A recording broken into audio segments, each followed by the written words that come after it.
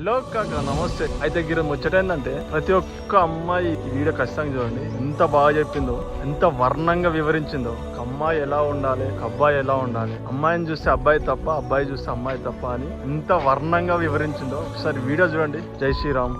అబ్బాయిలు కూడా తప్పలేదండి, నేను రాసిస్తా. నా అకౌంట్లో నా హ్యాండిల్ ఓపెన్ ఇన్స్టాగ్రామ్ 80,000 ఫాలోవర్లు ఉన్నారు. అంతమంది ఫాలో అవుతారు. అక్క అని కాకుండా పక్కన ఇంకో పదం మాట్లాడినారు, ఒక్కడు లేడు నాకు మీరు.